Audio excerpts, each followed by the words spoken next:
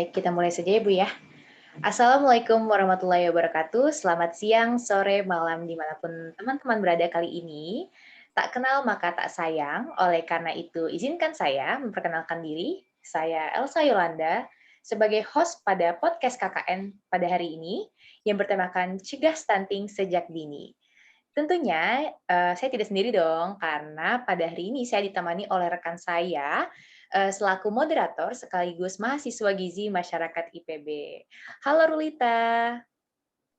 Halo Elsa. Ya, terima kasih Rulita sudah menyempatkan hadir pada hari ini. Nah, mumpung ada Rulita nih sebagai mahasiswa gizi IPB, saya mau tanya-tanya nih Rulita tentang stunting sendiri di mata mahasiswa itu apa ya kira-kira? Oh iya, baik Elsa. Jadi secara garis besar aja nih ya Elsa. Jadi stunting itu digambarkan sebagai suatu gangguan gizi kronis di mana terjadi gangguan pertumbuhan dan perkembangan anak akibat dari kurangnya asupan gizi sesuai kebutuhan. Nah, biasanya ini ditandai oleh anak yang memiliki tinggi badan yang lebih pendek jika dibandingkan oleh anak seusianya. Nah, ini sebenarnya banyak ya kita ketahui di lingkungan kita, tapi kayaknya banyak yang belum paham gitu tentang stunting itu apa. Jadi mungkin ada baiknya kita kasih edukasi nih Elsa ya melalui podcast ini bersama Bu Tina. Nah, harapannya nih masyarakat yang mendengarkan podcast ini bisa lebih paham dan aware terhadap stunting itu sendiri. Wah, ternyata stunting ini sangat membahayakan sebenarnya dan harusnya diketahui sejak dini. Namun banyak masyarakat yang masih belum paham ya tentang stunting ini. Nah, makanya di podcast Cegah Stunting ini kita bakal bahas tentang hal-hal yang menarik tentang stunting. Dan pastinya untuk membahas masalah gizi ini tidak lengkap dong tanpa narasumber terpercaya. Nah, oleh karena itu sekarang kita kedatangan narasumber dari Ibu Purnawati Hustina Rahman, SGizi, SM Gizi, selaku dosen Fakultas Ekologi Manusia, Institut Pertanian Bogor. Mari kita sapa dulu Ibu Tina. Halo Ibu Tina. Halo, selamat siang. Siang Ibu. Wah, gimana nih kabarnya Bu? Sehat Bu? Alhamdulillah baik. Alhamdulillah. Nah, langsung saja ya untuk mempersingkat waktu, saya serahkan podcast-nya kepada moderator kita, Rulita. Oke, baik. Terima kasih Elsa atas kesempatannya. Baik, mungkin kita langsung saja ya Bu untuk melanjutkan perbincangan nih terkait pertanyaan-pertanyaan yang mungkin masyarakat bisa dapatkan nih jawaban-jawabannya. Nah, mungkin dari yang pertama nih Bu, banyak masyarakat belum tahu Bu terkait stunting itu apa. Nah, boleh dijelaskan tidak Bu, sebenarnya apa sih stunting itu? Oke, baik. Kalau ditanyakan apa itu stunting, ya, stunting itu bisa didefinisikan sebagai ukuran tubuh yang lebih pendek dari anak usianya. Jadi biasanya istilah stunting ini untuk anak balita ya, untuk balita di bawah atau anak di bawah usia 5 tahun. Kalau misalnya kita lihat anak yang lebih pendek dibandingkan dengan teman-teman seusianya, ini salah satu indikator apakah balita tersebut mengalami stunting. Tapi tentu perlu diukur, gitu ya, perlu diukur tinggi badannya, kemudian dibandingkan terhadap usianya, apakah betul dia termasuk stunting. Nah, stunting ini bukan hanya pendek saja, ya tadi mungkin sudah sempat disinggung ya oleh Rulita bahwa pendeknya ini dikarenakan masalah makanan atau lingkungan. Jadi dua faktor itu yang dapat menyebabkan stunting. Kalau pendek yang disebabkan karena faktor genetis, kelainan dan sebagainya itu bukan termasuk stunting. Tapi stunting ini masalah pendek yang disebabkan karena pola makan dan juga lingkungan. Gitu, Rulita. Wah, baik Ibu. Ternyata memang definisi pendek di antara seusianya itu bisa beragam ya. Tapi kalau untuk stunting ini sendiri disebabkan oleh asupan gitu ya Bu, asupan yang kurang memadai gitu. Nah, baik Bu, lanjut. Pada periode apa sih Bu yang sangat menjadi apa ya mempengaruhi nih anak ini beresiko mengalami stunting gitu, Bu. Oke, jadi masa-masa kritis seseorang untuk mengalami stunting itu kita namakan 1000 hari pertama kehidupan, atau kita singkat sebagai 1000 HPK gitu. Jadi sejak dalam kandungan ya, dari ibu hamil yang mengalami masa kehamilan sampai dengan anak usia 2 tahun itu adalah masa-masa kritis yang mempengaruhi seseorang menjadi stunting gitu. Jadi misalnya selama kehamilan berat badannya, kenaikan berat badannya kurang sesuai dengan yang seharusnya, pola makannya kurang, ibunya mengalami anemia. Nah, itu adalah faktor-faktor yang dapat menyebabkan stunting gitu.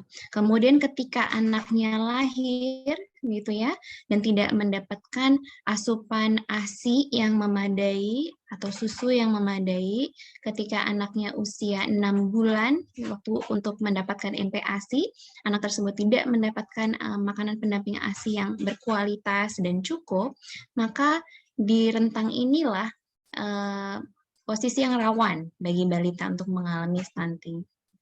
Nah, biasanya kalau misalnya pada 1000 hari pertama kehidupan ini anak tidak mendapatkan asupan gizi yang baik, lingkungan higienitas dan sanitasnya kurang baik, maka dia berpotensi untuk stunting di masa balitanya, bahkan sampai dia di usia anak sekolah maupun remaja gitu. Sehingga harus diputus ya ininya, supaya bagaimana caranya supaya pada 1000 hari pertama kehidupan ini, pertama anak-anak mendapatkan asupan gizi yang cukup dan juga tadi faktor lingkungannya. Faktor lingkungan itu maksudnya adalah higienitas, sanitasi gitu ya, karena ada hubungannya antara kesehatan seseorang dengan status gizi. Kalau misalnya anak pada 1000 hari pertama kehidupan sering mendapatkan sakit gitu ya, flu, batuk, infeksi berulang kali, maka akan sulit bagi tubuhnya untuk menyerap asupan gizi yang masuk. Karena akan terkonsentrasi untuk memulihkan tubuhnya supaya sembuh gitu. Asupan gizi yang seharusnya digunakan untuk tumbuh gitu kan, untuk perkembangan, difokuskan untuk kesembuhannya dulu, sehingga mengalami hambatan dalam pertumbuhan. Begitu, Rita. Iya. Wah, ternyata ada hubungannya ya, Bu, terkait hygiene dan sanitasi atau kebersihan lingkungan ya dengan resiko terkenanya stunting ini. Nah, mungkin banyak masyarakat juga belum paham ya, Bu, terkait ternyata kebersihan itu penting loh gitu dan juga mempengaruhi pertumbuhan anak. Nah, selanjutnya Bu, nah ketika kita nih Bu, saya Elsa mencari di Google atau di artikel-artikel, nah itu ada istilah yang namanya lingkaran setan dan dihubungkan dengan stunting. Nah, boleh dijelaskan tidak Bu, sebenarnya maksud dari lingkaran setan itu apa sih Bu di dalam stunting? Oke, mungkin saya jelaskan dulu lingkarannya. Lingkaran yang dimaksud dengan lingkaran di sini itu apa ya? Jadi yang dimaksud dengan lingkaran di sini adalah lingkaran siklus kehidupan manusia, ya, yang dimulai sejak anak itu masuk ke dalam masa kandungan, ya, masuk ke dalam rahim ibu sejak kehamilan, kemudian ia tumbuh menjadi seorang bayi, kemudian bayi di bawah usia 2 tahun, balita, ia tumbuh menjadi anak sekolah, menjadi remaja, kemudian menjadi orang dewasa, sampai dengan dia lansia, dan kemudian meninggal. Itu kan siklus kehidupan kurang lebih seperti itu ya. Nah, di dalam masalah gizi, terutama masalah stunting, lingkaran ini, lingkaran terjadinya masalah gizi ini biasanya terus-menerus berlanjut. Bagaimana caranya? Dari sejak ketika anak itu mulai dari masa kehamilan aja yang tadi saya sampaikan ya. Ketika dari masa kehamilannya sudah kurang gizinya, maka akan beresiko melahirkan anak yang kurang gizi pada saat dia lahir. Ya, berat badan lahir rendah. Anak yang melahir dengan kondisi berat badan lahir rendah ini memiliki konsekuensi terhadap perkembangan otaknya. gitu. Dia secara otaknya belum berkembang secara sempurna, kemudian dia beresiko terhadap berbagai penyakit yang bisa diderita ya, penyakit infeksi, dia rentan terhadap penyakit. Dan jika ini kondisi tidak diperbaiki sampai dia usia 1000 hari pertama kehidupan, sebelum usia 2 tahun, maka dia beresiko untuk mengalami stunting, tadi saya sampaikan. Stunting ini sifatnya permanen, gitu.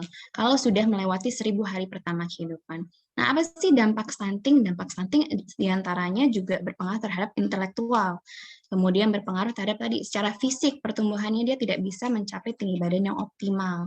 Kemudian tadi rentan sakit, ya. Kalau misalnya anak ini terus tumbuh menjadi anak remaja yang kurang gizi, apalagi kalau misalnya dia remaja perempuan misalnya ya, remaja perempuan ini kalau misalnya dia sudah ingin memasuki masa kehamilan ya, atau ketika dia sudah mencapai masa dewasa dan masuk ke dalam masa kehamilan ini dalam kondisi kurang, dia mengalami anemia, cadangan gizi di dalam tubuhnya itu kurang, maka dia akan masuk kehamilannya dalam posisi rentan untuk dirinya, rentan untuk bayinya. Sehingga itu akan terus berulang gitu. Ya, lagi-lagi ada generasi yang masuk masa kehamilan dalam kondisi kurang gizi dan kemudian beresiko melahirkan anak yang kurang gizi lagi, terus saja berputar. Nah, ini harus diputus begitu. Lingkaran setan ini harus diputus. Kapan bisa diputusnya? Ya pada saat 1000 hari pertama kehidupan itu, ya. Atau bahkan sebelum seorang remaja itu masuk ke dalam masa kehamilan. Jadi sebelum 1000 hari pertama kehidupan ada juga peluang untuk memperbaiki status gizinya sehingga tidak terjadi nih lingkaran ini. Gitu. Wah, ternyata sangat serius ya Bu permasalahan stunting ini karena membawa sampai tua, sampai generasi-generasi selanjutnya. Berarti dan juga tadi disampaikan oleh Bu Tina, ternyata dari usia remaja pun kalau bisa ya kita itu lebih paham gitu dan aware terhadap diri kita sendiri agar kita atau wanita dan juga khususnya wanita itu bisa melahirkan generasi yang sehat seperti itu ya Bu. Karena tadi sebelumnya anak remaja yang mengalami anemia itu sangat beresiko melahirkan anak yang stunting. Nah, oke, baik Bu, selanjutnya nih Bu. Menurut Riskesdas nih Bu, tahun 2012, nah proporsi status gizi pendek dan sangat pendek dari balita itu mencapai 29,9%. Nah, apakah persentase anak pendek ini berkaitan Bu dengan ibu yang menikah dan hamil di usia kurang dari 20 tahun? Nah, ini benar nggak sih Bu? Terkait hal ini. Ya. Ini menarik ya, karena mungkin masalah pernikahan dini ya, atau hamil di bawah usia 20 tahun, ini mungkin masih tinggi begitu di Indonesia. Nah, ini juga salah satu concern kami begitu ya, tenaga kesehatan dan juga pemerintah. Kenapa? Karena ketika memasuki kehamilan di bawah usia 20 tahun ya, di bawah usia dewasa gitu, ketika mereka masih masuk remaja, ini mereka rentan tidak bisa memenuhi asupan gizi untuk anaknya gitu, untuk janin yang ada di tubuhnya. Kenapa? Karena masa remaja ini masih dalam masa pertumbuhan gitu.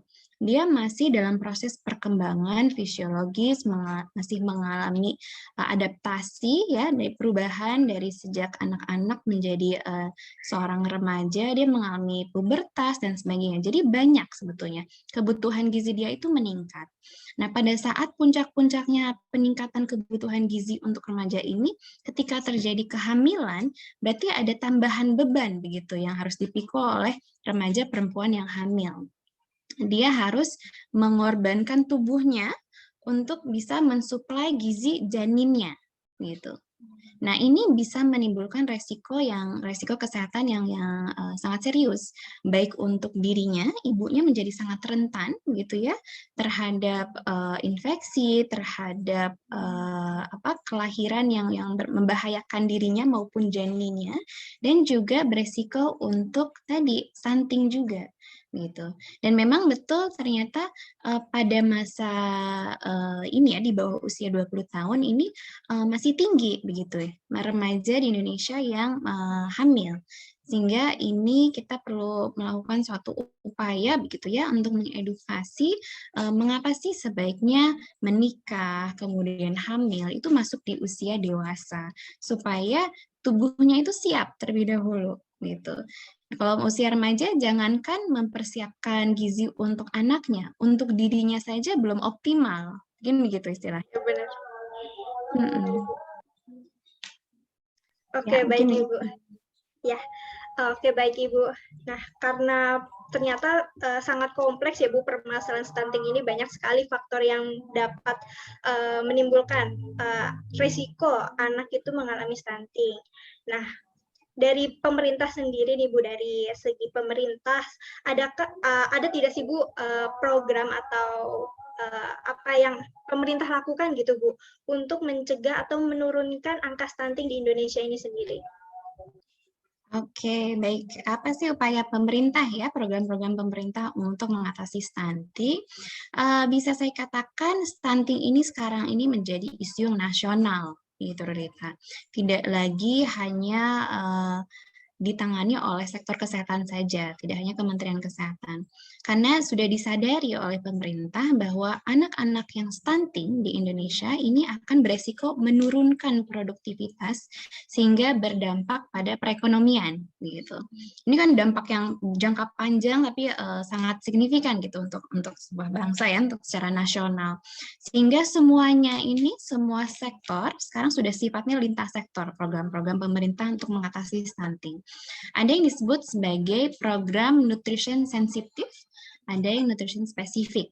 Ya. Kalau sensitif ini yang mencakup sektor-sektor yang berhubungan terkait dengan faktor-faktor di luar makanan dan kesehatan. Gitu. Ini contohnya kebersihan, karena tadi ya kebersihan sanitasi itu sangat mempengaruhi kesehatan seseorang, mempengaruhi status gizi. Jadi dari dinas sosial, dari Kementerian Sosial memberikan bantuan untuk mereka yang ini, maksudnya yang kurang mampu. Jadi ada faktor ini apa penyediaan makanan, penyediaan bantuan bagi yang kurang mampu. Karena seringkali mereka yang mengalami stunting ini karena kurang mampu mengakses makanan bergizi. Ada juga peranan untuk memperbaiki ini penyebaran penyakit infeksi, kemudian untuk memperbaiki sanitasi, ya sanitasi sumber air bersih, karena itu mempengaruhi. Kemudian dari sisi nutrition sensitif, ya, spesifik, yang spesifik terhadap masalah stunting ini digerakkan oleh Kementerian Kesehatan. Di antaranya adalah program tablet tambah darah. Program TTD ini untuk ada yang khusus untuk remaja, ada yang khusus untuk ibu hamil. Jadi untuk ibu hamil ini diberikan tablet tambah darah selama 90 ya, minimal mereka mengkonsumsi tablet sebanyak 90 tablet selama kehamilannya. Ini fungsinya untuk mencegah ibu hamil mengalami anemia begitu selama kehamilan, sehingga tentu berkontribusi terhadap pencegahan stunting. Program-program yang dilakukan di Posyandu, pemantauan status gizi ibu hamil, itu termasuk program gizi yang spesifik. Di sini bahkan sebagian dana ya, dana desa itu memang diarahkan untuk digunakan kegiatan yang dapat mencegah stunting gitu. Jadi bahkan sampai di level desa pun ini sudah sampai ke sana gitu anggarannya untuk mengatasi stunting. Jadi banyak upaya ya Rulita sebetulnya yang dilakukan oleh pemerintah yang sifatnya lintas sektor. Oke, baik Ibu.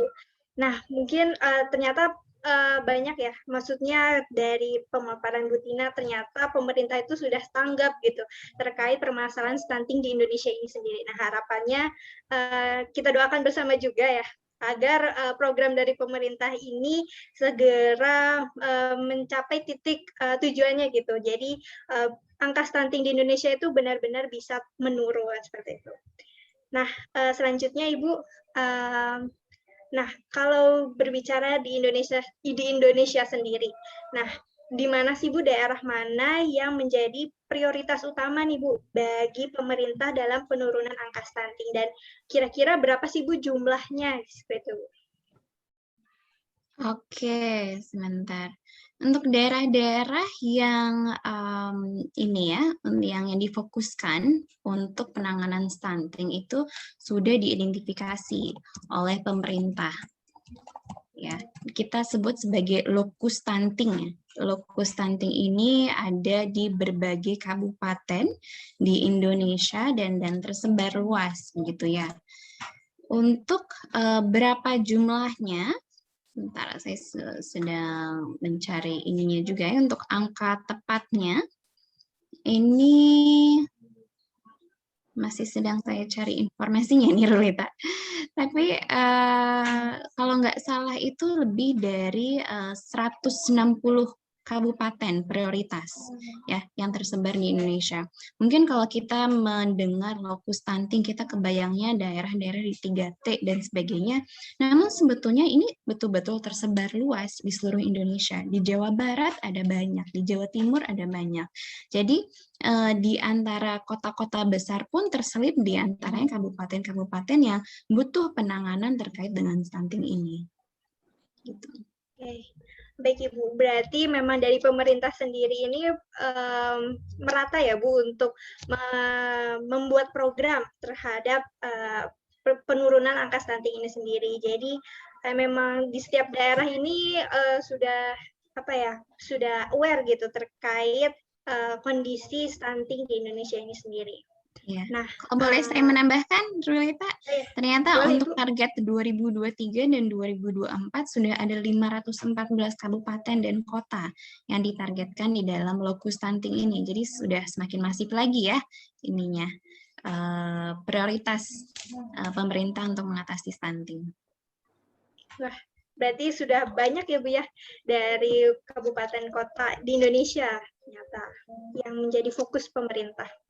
Nah, harapannya ya kita doakan bersama ya agar apa yang sudah diprogramkan pemerintah ini berjalan dengan baik dan harapannya angka stunting di Indonesia itu bisa menurun.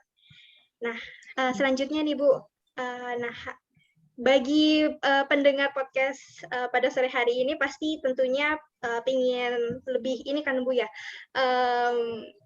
mencegah gitu, apalagi misalkan bagi remaja-remaja dan juga ataupun ibu yang sedang hamil ataupun bagi pasangan yang baru menikah untuk ternyata stunting itu sangat berbahaya. Nah, mungkin bisa dijelaskan Ibu apa sih dampak buruk nih Bu ketika anak itu mengalami stunting? Oke, baik. Apa dampaknya bagi anak yang mengalami stunting ya? Jadi pertama ada dampak pertumbuhan fisik ya, Rita dan teman-teman. Pertama stunting itu kan tadi kalau kita lihat dari definisinya anak yang tidak atau anak yang pendek dibandingkan dengan anak seusianya. Jadi kalau misalnya seorang ini memiliki tinggi badan yang optimal, ya kalau misalnya kita lihat dari riwayat tinggi badan orang tuanya, kemudian secara biologis ada tinggi badan yang optimal bisa dicapai oleh seseorang. Namun dalam kondisi stunting dia tidak bisa mencapai optimalnya tadi, ya karena hambatan-hambatan disebabkan karena asupan gizi yang kurang ataupun tadi faktor lingkungan. Sehingga tadi dari segi pertumbuhan tinggi badan ada masalah. Yang kedua, biasanya anak yang mengalami stunting ini lebih rentan sakit, gitu. Sakit terutama sakit infeksi gitu ya, misalnya batuk, pilek dan sebagainya. Dan ketika dewasa atau sudah beranjak lebih besar, dia lebih rentan terhadap penyakit degeneratif. Penyakit degeneratif ini contohnya seperti diabetes, hipertensi gitu ya, penyakit jantung. Nah, kenapa beresiko terhadap penyakit degeneratif? Karena ketika kecil, ketika dia lahir dalam kondisi kurang status gizinya, ada kelainan pertumbuhan organ-organ tubuhnya gitu. Nah, kemudian ketika berusaha untuk memperbaiki melalui status gizi, peningkatan status gizi, makanan dan sebagainya, ada beberapa hal yang tidak bisa mencapai optimal gitu. Kalau misalnya tadi baru diperbaiki setelah 1000 hari pertama kehidupan, ada kerusakan yang tidak bisa diperbaiki tadi. Nah, ini implikasinya adalah tadi kelainan terhadap metabolisme yang terjadi di dalam tubuh sehingga dia kurang bisa beradaptasi. Ketika dewasa dia lebih rentan terhadap penyakit degeneratif. Kemudian apalagi dampaknya? Tadi singgung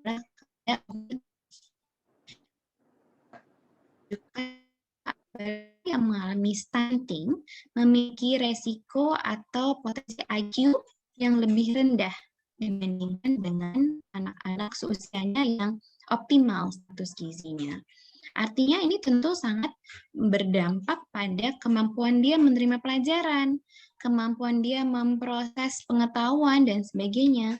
Sehingga ketika dia dewasa, mungkin dia akan kehilangan kesempatan untuk mendapatkan pekerjaan yang baik gitu. Nah, ini nyambungnya ke ekonomi lagi. Kalau misalnya dia tidak bisa mendapatkan pekerjaan yang baik, maka dia untuk mendapatkan mata pencaharian, mendapatkan nafkah yang cukup untuk membeli makanan bergizi menjadi kurang begitu nantinya. Nah, ini nyambung ke siklus setan tadi ya, yang lingkaran setan.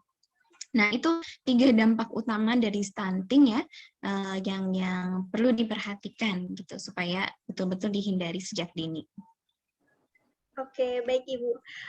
Nah, ternyata dampaknya itu sangat serius ya, dan sangat banyak mempengaruhi kehidupan sehari-hari nih, dan tentunya sampai tua gitu ya. Tadi ternyata bahayanya tuh sampai kita tuh beresiko terkena penyakit degeneratif dan juga sangat mempengaruhi produktivitas saat bekerja, dan hal tersebut sangat mempengaruhi ekonomi tentunya. Nah, setelah mendengar nih dari penjelasan Bu Tina, tentunya pendengar podcast pada sore hari ini ingin Bu diberikan tips nih dari Bu Tina, bagaimana nih cara bagi ibu hamil ataupun ibu yang memiliki balita ataupun mungkin remaja nih Bu, agar lebih peduli nih terhadap stunting. Dan juga mungkin Ibu bisa beri tips apa sih yang bisa dilakukan nih bagi ibu hamil, remaja ataupun ibu yang memiliki balita untuk bisa mencegah nih anaknya terkena stunting seperti itu. Oke, baik. Mungkin saya mulai dari remaja terlebih dahulu ya, Rurita ya. Apa yang remaja bisa lakukan sejak dini, walaupun mereka belum berpikiran untuk menikah atau hamil, tapi apa yang perlu dilakukan sejak dini supaya bisa mencegah stunting nanti? Yang pertama adalah menjaga pola makan yang bergizi seimbang, gitu. Mungkin di masa remaja lagi hype-hype-nya diet-diet tertentu kali ya, ingin menjaga berat badan, kemudian sehingga menghindari makanan-makanan tertentu yang justru kandungan gizinya tinggi gitu. Nah, ini untuk para remaja ini saya sarankan untuk fokus pada mencapai berat badan yang ideal aja gitu. Tidak perlu sampai tampak kurus dan sebagainya. Jadi mengikuti pola makan yang bergizi seimbang gitu kan, sehingga dia tidak ada kekurangan ketika dia masuk masa remaja. Ya, bergizi seimbang itu seperti apa? Gizi seimbang itu yang dalam sekali makan itu ada karbohidratnya, ada lauk pauknya, ada sayurnya, ada buahnya. Kita usahakan itu aja dulu secara rutin gitu ya. Karena kadang untuk makan 4 kelompok makanan sekali makan itu aja udah sulit gitu. Nah, itu kebiasaan yang harus dibangun dan seimbangkan dengan kegiatan olahraga. Ada program tablet tambah darah juga untuk remaja, yaitu untuk konsumsi TTD sebanyak 1 kali seminggu. Ya, ini juga mungkin bisa dibiasakan untuk remaja, apalagi yang sudah mengalami menstruasi, untuk mencegah anemia. Ya, anemia ini bisa salah satu faktor yang bisa menyebabkan stunting nanti di kemudian hari. Nah, kalau ini sudah dilakukan secara rutin, insya Allah mudah-mudahan terjaga gitu untuk mencegah stunting. Kemudian untuk ibu hamil, apa yang harus dilakukan? Untuk ibu hamil, memang adalah masa-masa yang sulit ya, apalagi di trimester awal di mana sering merasakan mual dan muntah, begitu kan. Kalau mau minum TTD, merasakan efek sampingnya yang kurang nyaman dan sebagainya. Nah, ini kita harus untuk ibu hamil ya, harus meluruskan kembali bahwa apa yang ibu makan saat ini sangat mempengaruhi kesehatan anaknya kelak gitu ya. Ini betul-betul harus diluruskan. Walaupun tidak nyaman, walaupun rasanya nggak enak, harus dipaksakan gitu.